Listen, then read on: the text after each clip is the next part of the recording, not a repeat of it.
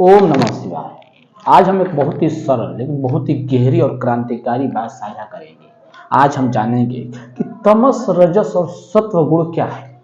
सबसे पहले तो आप ये जान लें कि प्रत्येक मनुष्य इन तीनों गुणों का मेल है। प्रत्येक मनुष्य के भीतर ये तीनों गुण विद्यमान रहता है, तमस, रजस और सत्व गुण। बस बात इतना है कि स्थिति और अभ्यास से उसमें से कोई एक गुण प्रधान होता है। अब पहले जान लेते हैं कि तमस, रजस और सत्व गुण क्या है, फिर जानेंगे कि इन तीनों से मुक्ति कैसे मिलेगी। देखिए, तमस क्या है। तमस का अर्थ है अज्ञान, भ्रम, निंद्रा, आलस। ये तमस मतलब कि जो असुरी वृत्ति का लक्षण है। आपका मन क्या करेगा? कुछ भी करने की इच्छा नहीं करेगा। अरे जीवन में सब बेकार है, क्या करना, चुपचाप पड़े रहो। ये तमस का प्रभाव है। जानवरों जैसा व्यवहार, राक्षसों जैसा व्यवहार, क्या कुछ करना नहीं है, सब बेकार है जीवन, बस पड़े रहो आलस में, भ्रम में, नशा में। एक नशा का जैसे नशा में कोई व्यक्ति क्या करता है, बस सब बेकार है, मौज करो, ये करो, वो करो। दूसरा है रजस। रजस क्या है? रजस का अर्थ है महत्वाकांक्षा, इच्छाएं, लालसा कि मैं सीएम बनूं, मैं डीएम बनूं, मैं पीएम बनूं, मैं राष्ट्रपति बनूं, मैं कोई सिद्धि पाऊं, कोई उपलब्धि पाऊं, कोई यश कीर्ति पाऊं, समाज में सम्मान पाऊं। कुछ पाने की इच्छा वो अहिर्निश चाल चलती रहती है, वो रुकने का नाम ही नहीं लेती। यही रजस गुण है। अगर किसी के भीतर देखे को हर वक्त कुछ पाना ही चाहता है, पाना अच्छी बात है, लेकिन उसमें लिप्त हो जाना, ये रजस का प्रभाव है कि आप उसमें एकदम बिल्कुल लिप्त हो। तीसरा है इन दोनों से ऊपर, वो है सत्व गुण। सत्व गुण क्या है? सत्व गुण में व्यक्ति एकदम शांत रहता है। वो कहता है कि जो प्राप्त है वही पर्याप्त है। ये सत्व गुण का लक्षण है, सुख और शांति। लेकिन कृष्ण भगवान गीता में अर्जुन से साफ साफ कह रहे हैं कि हे अर्जुन, तमस, रजस और सत्व गुण ये तीनों बंधन का कारण है। अब आप कहेंगे कि सत्व भी कैसे बंधन का कारण हुआ? उसमें तो ज्ञान के प्रकाश हो गए जीवन में। तो हाँ, ये अच्छी बात है कि उसमें ज्ञान आ जाती है, बुद्धि खुल जाता है, मन में शांति रहती है। लेकिन सत्व गुण में भी सुख और ज्ञान का आसक्ति बन जाता है कि मैं तो बहुत बड़ा ज्ञानी हूं। देखे नहीं रावण को? रावण के भीतर कितना अहंकार था ज्ञान का कि मुझसे बड़ा तो कोई ज्ञानी ही नहीं है। तो सत्व भी बांध लेता है। तो फिर सवाल आता है कि मुक्ति कैसे मिलेगी जब प्रत्येक मनुष्य के भीतर ये तीनों गुण है, तमस, रजस और सत्व गुण।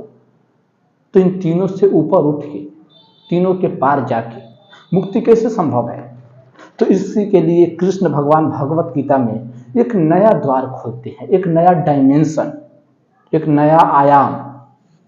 वो अर्जुन से कहते हैं कि हे अर्जुन, जो व्यक्ति इन प्राकृतिक शक्तियों के तीनों गुणों से गुणातीत हो जाता है, अध्याय नंबर 14 श्लोक 20, पूरा अध्याय 14 इन तीनों गुणों का ही विश्लेषण है, इन तीनों गुणों का ही ज्ञान कृष्ण भगवान अर्जुन को दे रहे हैं। और उसी में श्लोक नंबर 20 में ये शब्द कह रहे हैं कि जो व्यक्ति इन तीनों गुणों से गुणातीत अर्थात इन तीनों गुणों के पार, इन तीनों गुणों को देखने वाला, सिर्फ साक्षी मात्र हो जाता है, वही मुक्त हो जाता है। वो जन्म, मरण, रोग, बुढ़ापे के चक्र से छूट जाता है। तो यहाँ पे एक सवाल आता है कि जब वो ये व्यक्ति जो जान लेता है, इन तीनों को देखने वाला हो जाता है, साक्षी मात्र, तो जन्म मरण के चक्र से छूट जाएगा, बुढ़ापे के रोग से चक्र से छूट जाएगा। लेकिन हम देखते हैं कि बुद्ध भगवान साक्षी को उपलब्ध हो गए, बुद्धत्व को उपलब्ध हो गए, लेकिन उनकी भी मृत्यु हुई। कबीर जी परमात्मा को पा लिए, वो इन तीनों के पार हो गए, लेकिन उनकी भी मृत्यु हुई। महावीर जैनों के तीर्थंकर जो दिगंबर अवस्था में रहे पूरा जीवन, उन्हें तो रोग भी था, पूरा जीवन दस्त से बीमार थे, पेट खराब थे पूरा जीवन। तो फिर ये कैसे बात जमी? जबकि कृष्ण भगवान के ये शब्द है, भगवत गीता में कह रहे हैं कि हे अर्जुन, जो इन तीनों गुणों के, तमस, रजस और सत्व गुणों से गुणातीत हो जाता है, जो गुणों से आगे निकल जाता है, इन तीनों को देखने वाला और साक्षी हो जाता है, वो जन्म मरण की मृत्यु से छूट जाता है। इसका क्या अर्थ है? जबकि कृष्ण भगवान कह रहे हैं, और कृष्ण भगवान खुद ही उनके पैर में जब जंगल में लेटे थे तो एक बहेलिये ने तीर मारा और तीर आकर सीधा कृष्ण भगवान के पैर में लगा और कृष्ण भगवान अपना शरीर वहीं पे त्याग दिए और परलोक चले गए। तो फिर ये ज्ञान नहीं, वहां पे जो संदेश है कृष्ण भगवान का, वो कह रहे हैं कि जीवन में घटनाएं घटेगी।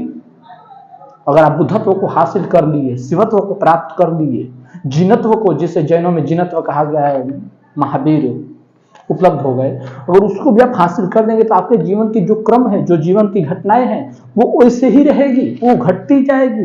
रोग आपके जीवन में भी आएगा, लेकिन आप उन तीनों से मुक्त रहेंगे। जैसे कि आकाश में बादल आते हैं, काले बादल, सफेद बादल, लेकिन आकाश उनमें लिप्त नहीं होता। बादल आते हैं फिर छट जाते हैं। कमल का पत्ता जल में होते हुए भी जल से अभिज्ञ रहता है, जल से ही वो पैदा होता है, लेकिन वो जल को स्पर्श नहीं करता। कमल के पत्ते को आप कभी गीला नहीं कर सकते, उस पर पानी टिकता ही नहीं। अगर पानी आप रखेंगे तो वो मोती जैसा हो जाएगा। वैसा ही इंसान को रहना है इस संसार में। अर्जुन फिर पूछते हैं कि हे कृष्ण भगवान, हे माधव, हमें ये बताए कि जो व्यक्ति इन तीनों के पार हो जाते हैं उनके लक्षण क्या है? तो कृष्ण भगवान कह रहे हैं कि जो सुख दुख, मान हानि दोनों के बीच बिल्कुल संतुलन बना के चले, जो संतुलित व्यक्ति है वही इन तीनों के पार है। इसलिए बुद्ध भगवान, एक बार बुद्ध भगवान के जीवन में कहानी है कि एक व्यक्ति आया, बुद्ध भगवान पे थूक दिया, लेकिन बुद्ध भगवान कुछ नहीं बोला। अब जरा सोचिए, और हमारे पीछे 100 लोग का फैन फॉलोइंग हो, बुद्ध भगवान के पीछे तो करोड़ों की फैन फॉलोइंग थी, उनके पीछे करोड़ों की थी, लेकिन अगर हमारे पीछे 100 लोग हो और कोई थूक दे तो हम तो बस तुरंत तलवार खींच लेंगे कि बस आज तू नहीं तो मैं। लेकिन बुद्ध भगवान थूक दिया कोई व्यक्ति, वो प्रवचन दे रहे हैं, लाखों लोग देख रहे हैं, उनके अनुयायी है, उनके कहने पे भिक्षु बन गए और उन पे आके कोई थूक दिया। अब बुद्ध भगवान एक शब्द नहीं बोले, वो पोंछ लिए और शांत बैठे रहे। पब्लिक पूछने लगी, भगवान ये आप क्या किए? वो व्यक्ति आप पे थूक के चला गया और आपको जवाब भी नहीं दिए, कम से कम 2 शब्द बोल तो सकते थे। बुद्ध भगवान बोले कि मैं क्या बोलूं? उसके अंदर कोई भाव इतना सघन था जिसे शब्दों में नहीं कहा जा सकता, इसलिए उसने थूक के व्यक्त किया। अब वो बुद्ध भगवान क्या बोले कि और कुछ कहना है? वो आदमी शर्मिंदा हो गया। अगले दिन फिर वो आदमी लौट के आया और बुद्ध भगवान के चरणों में गिर गया, माफी मांगने लगा। हालांकि आज के समय में ऐसा लोग नहीं करेंगे, लेकिन वो जो संदेश दे रहे हैं कि उनका अपमान हो गया, लेकिन फिर भी वो बिल्कुल संतुलित है। सुकरात के जीवन की कहानी है कि सुकरात को जहर पिलाया गया मारने के लिए, कि सुकरात जो कह रहा वो तो समाज के लिए बहुत विडंबना की बात है, जबकि वो सत्य की बात कर रहा, नंगा सत्य की बात कर रहा। तो पूरा यूनान उसके विद्रोह में हो गया और जहर पिलाने लगे। तो जब जहर सुकरात को पिलाया गया तो सुकरात जहर पी लिया और लेटा हुआ है और बोल रहा कि मेरे हाथ ठंडे हो रहे हैं, मेरा पैर ठंडा हो रहा, मेरा गला ठंडा हो रहा, मतलब कि हाथ निर्जीव जैसा होने लगा। अब जहर पिए हो, अब धीरे धीरे अंग में तो काम करेगा ही करेगा, अब एक एक शरीर को पसार करता जाएगा पत्थर की तरह, बिल्कुल उसमें से जान खींच लेगा और अंत समय में आप मर जाओगे। कुछ समय के बाद, जितने समय के बाद जहर असर करेगी।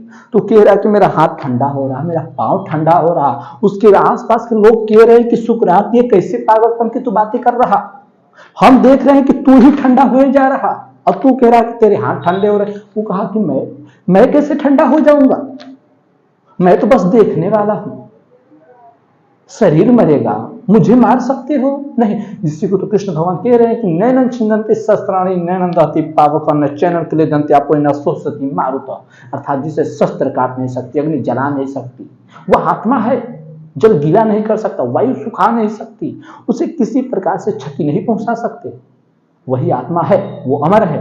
लेकिन हमारे पुराणों में कहानियां जो है, लोग कहानियों पे विश्वास कर लेते, कहानी पे विश्वास नहीं करना है। कहानी के पीछे जो सीख है, कहानियां जो सिखा रही वो हमें पकड़ना है, कहानियों को सच नहीं मान लेना है। लोग कह रहे हैं कि जाओगे ना नरक में तो तेल में फ्राई किया जाएगा। मैं सीधी सी बात पूछता हूं कि कृष्ण भगवान साफ साफ कह रहे हैं कि नैनन छिन्दन्ति शस्त्राणि नैनन दहति पावकं न चैनन क्लेदन्ति आपो न सोचती मारुता, अर्थात आत्मा को न शस्त्र काट सकती है, न अग्नि जला सकती है, न जल गीला कर सकता है, न वायु सुखा सकती है। तो उसको तेल में फ्राई करोगे भी कैसे? कोई उपाय है? जिस वस्तु को किसी प्रकार से क्षति नहीं पहुंचाई जा सकती, परमात्मा खुद कह रहे हैं, और आप उसको नरक में तेल में फ्राई कर दोगे, मतलब तो आप तो फिर परमात्मा से भी ज्यादा शक्तिशाली ठहरे। नहीं, वो कहानियां हमें सिखा रही है ना, जो नरक की कहानियां बनाई गई है, गरुड़ पुराण हो, चाहे सभी धर्म में अपनी कहानियां है। मुस्लिमों में दोजख है, जाओगे नरक में दोजख, स्वर्ग को जन्नत कहा गया है। वहां पे नरक क्या है? नरक बता रहा है कि जैसा कर्म करेंगे वैसा फल भोगेंगे। स्वर्ग और नरक कहीं भौगोलिक स्थान नहीं है, स्वर्ग और नरक यही है, जीते जी। जब भी हम किसी की मदद करते हैं, दान करते हैं, उसी समय उसी क्षण हमारे भीतर आनंद की वर्षा हो जाती है, हम प्रफुल्लित हो जाते हैं। देते हैं 5 पैसे, लेकिन सीना कैसा चौड़ा हो जाता है, अंदर से एक को शांति, एक विश्वास, एक लगता है कि नहीं मैं जीवन में कुछ काम किया है, चाहे किसी की थोड़ी भी हेल्प किए रहो। वही तो स्वर्ग है। और क्या स्वर्ग सिंहासन से बनेगा, अच्छे अच्छे फलों से बनेगा, बगीचे से बनेगा? तो फिर तो अंबानी के लिए क्या कहना, वो तो अच्छे अच्छे महल यहीं पे बनवा देगा। फिर स्वर्ग नहीं, स्वर्ग और नरक हमारे भीतर की अवस्था है, मानसिक अवस्था है। हम किसी को दुख देते हैं, पीड़ा पहुंचाते हैं, हम बाद में तो अंदर से व्याकुल रहते हैं, वही नरक है। स्वर्ग हो, नरक हो, बंधन हो, मुक्ति हो, सब हमारे मन की स्थिति है। कबीर जी बहुत सारे वचन में से कहे हैं कि मन से छूटना है, मन के मते न चलिए, मन के मते अनेक, मन के मत मत चलिए। मन भटकाता रहता है, मन को, विचार को, भावना को जो उठ रहा, बस उसको देखने वाले साक्षी हो जाइए, बस आप मुक्त हुए। मुक्ति मरने के बाद की अवस्था नहीं है, जैसा कि शास्त्रों में बताई गई है। अगर मुक्ति मरने के बाद की अवस्था होती तो लोग उसकी व्याख्या कैसे करते? क्या मुर्दे आके किसी ज्ञान की व्याख्या करेंगे, किसी बात की व्याख्या करेंगे? आप कभी देखिए किसी मुर्दे को उठ के ज्ञान बांटते हुए? नहीं। मुक्ति हमारे जीते जी अवस्था है। स्वामी विवेकानंद मुक्त थे इस धरती पर रहते हुए भी। मुक्ति मरने के बाद की अवस्था होती तो लोग उसकी परिभाषा कैसे देते, उसकी व्याख्या कैसे करते? मुक्ति जीते जी अवस्था है, बस समझने में भूल है। और कुछ हमारे तथाकथित महात्मा गण वो तो समझाना भी नहीं चाहते, वो ऐसा सच बोल भी नहीं सकते क्योंकि उनकी दुकान बंद हो जाएगी। अब ऐसी बातें बता दे कि मन की स्थिति है, तो फिर कौन जाए काशी, कौन जाए काबा? काबा में जा रहे पत्थर को पूजने, चूमने जा रहे हैं। काबा के पत्थर जैसा पूरी दुनिया में दूसरा कोई पत्थर नहीं। उस पत्थर को इतने हजारों अरबों खरबों बार चुमा गया है कि दुनिया में किसी पत्थर को उतना नहीं चुमा गया। अब मोहम्मद साहब कह रहे हैं कि मूर्ति पूजना पाप है, और वहां पे जा रहे हैं मुस्लिम। अब ये समाज का रूल है कि जागृत पुरुष जो कुछ भी कह देता है, उनको मानने वाले ठीक उनके विपरीत धारा पे चलते हैं। मोहम्मद साहब कह रहे हैं कि मूर्ति पूजना गलत है, लेकिन वहां पे चले गए पत्थर को फिर से पूजने। अरे वो भी तो मूर्ति का आकार हो गया जैसे हमारा शिवलिंग है।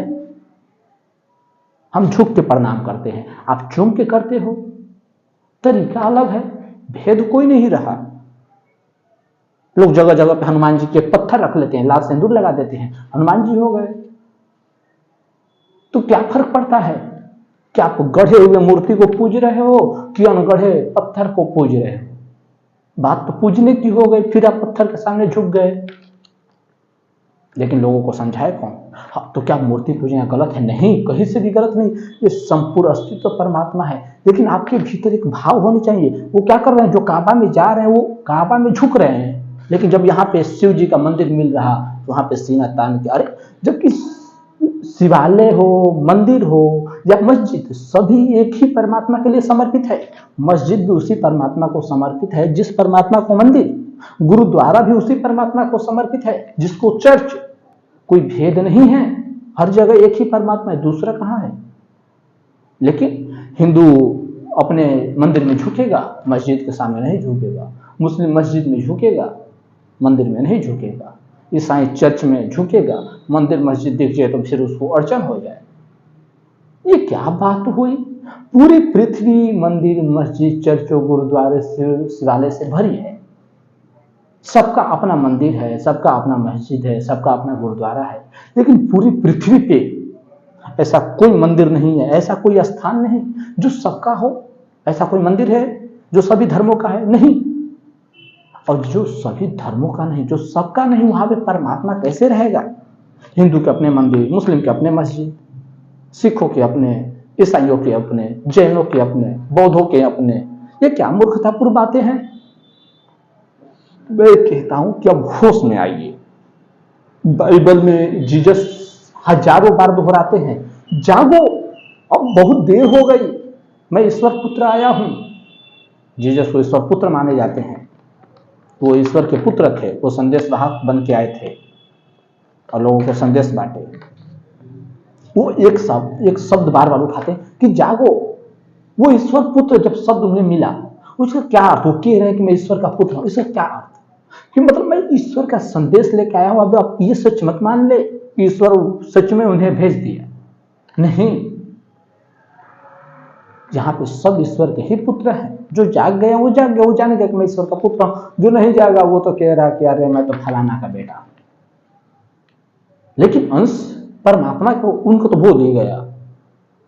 एक कबीर जी का दोहा था, इस पे मैंने पढ़ा था कि नथनी दिया यार ने चिंतन बारंबार, नाक दिया करतार ने ताको दिया विस्तार। ताको दिया विस्तार कि एक प्रेमी अपने प्रेमिका को नथिया गिफ्ट करता है कि लो पहनो। तो वो क्या करती है, उसकी प्रेमिका अपने सखी सहेलियों में बताने लगती है कि देखो मेरे यार ने, मेरे प्रेमी ने मुझे इतना चाहा कि मेरे लिए नथिया लाया। लेकिन उसी नाक को जिसमें वो पहनी, उसको परमात्मा ने दिया, लेकिन उसका एक बार भी ख्याल नहीं आया। यार ने थोड़ा सा दे दिया, एक नथनी, उसका वाहवाही होने लगी, दुहाई शुरू हो गई, उसकी महिमा गाने जाने लगी अपने सखी सहेलियों में, लेकिन नाक का ख्याल ही नहीं।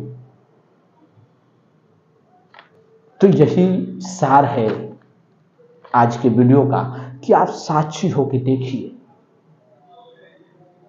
आप मंदिर जाए, मस्जिद जाए, गुरुद्वारा जाए, चर्च जाए, उससे कोई भिन्नता नहीं है, कोई भेद नहीं पड़ता।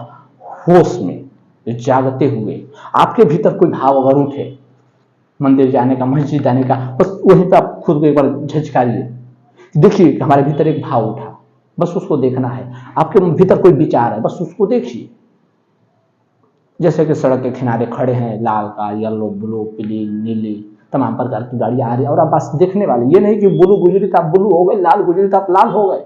लेकिन ऐसा होता है विचारों के साथ। जब हमारे भीतर कोई गुस्सा, कोई विचार आ जाए, अतीत में जो घटना हुई हो, किसी ने अपमान किया हो, तो बस उस समय घटना कब हुई, अतीत में बीत गया साल, 2 साल, 5 साल, 10 साल, और उसको लेके बस जैसे ही विचार आए हम उसके साथ एक हो गए। फिर कोई बात खुशी की याद आ गई और हम बैठे बैठे खुश हो गए। ये क्या बात हुई, अतीत में गुजर गया, अब हम उसमें सुधार नहीं कर सकते, बस देख सकते हैं। जो फिल्म बन गई, अब उस फिल्म में हम फिर से सुधार नहीं कर सकते, बस उसको रिपीट कर सकते हैं, बार बार देख सकते हैं।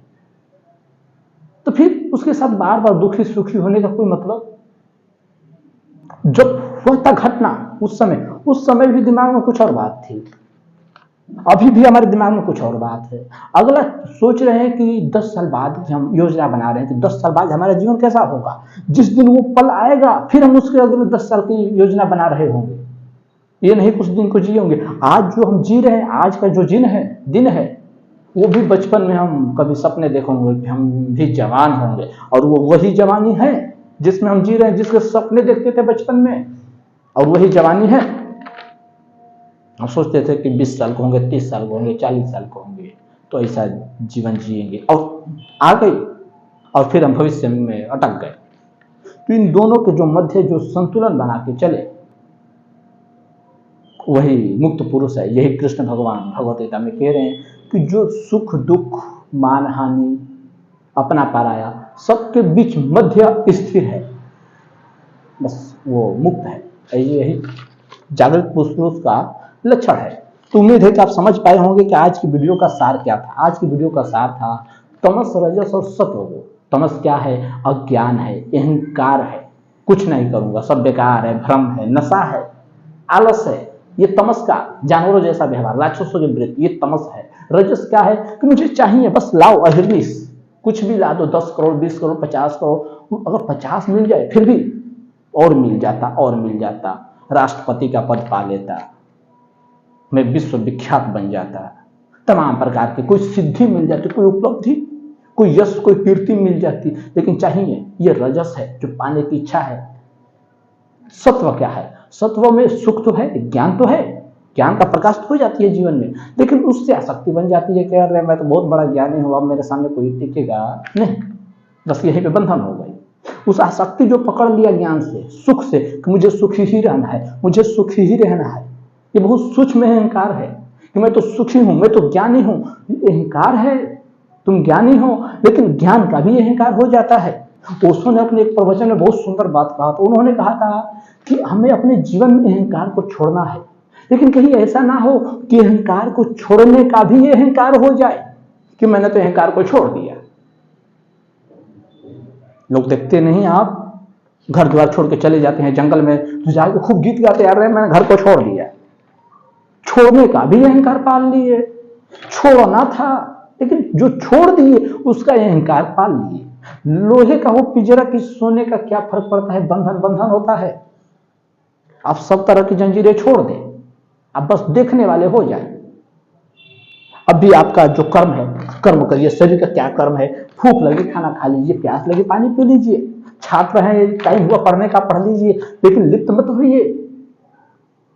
हर चीज में लिप्त नहीं होना है, बिना लिप्त हुए सब कर देना है। जैसे आकाश है, बादलों से लिप्त नहीं होता, बादल आते हैं चले जाते हैं, आते हैं चले जाते हैं।